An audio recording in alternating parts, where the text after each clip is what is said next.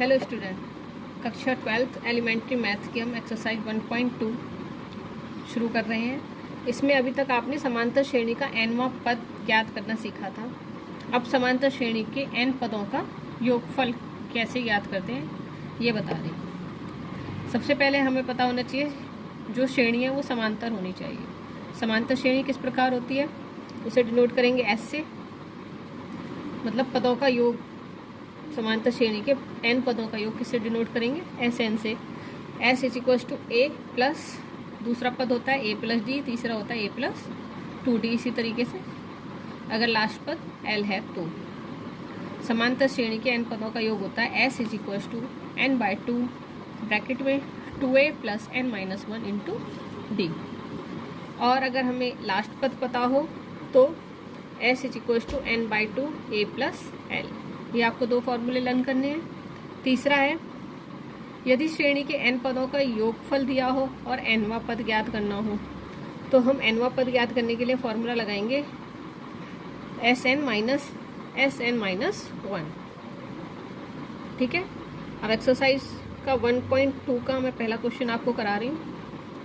श्रेणी हमें दे रखी है, कौन सी श्रेणी है? समांतर श्रेणी।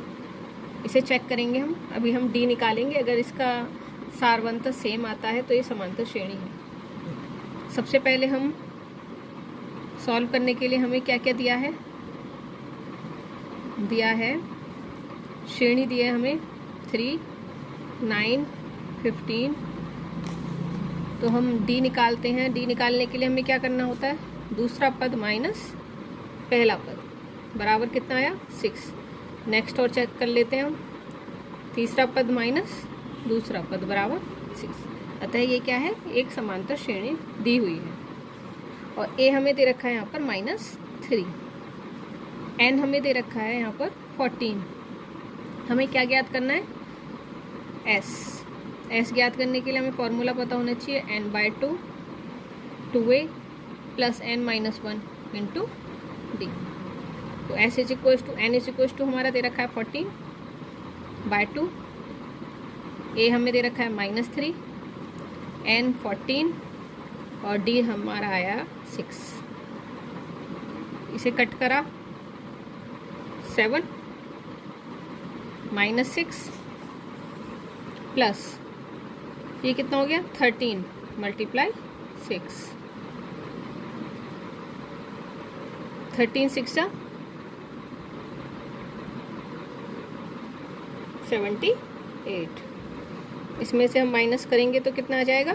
72। अब इसकी मल्टीप्लाई करेंगे। 7 2 जा 14, 7 7 जा 49। इसका आंसर आया हमारा। तो हम लिखेंगे श्रेणी के 14 पदों का योगफल 504 होगा।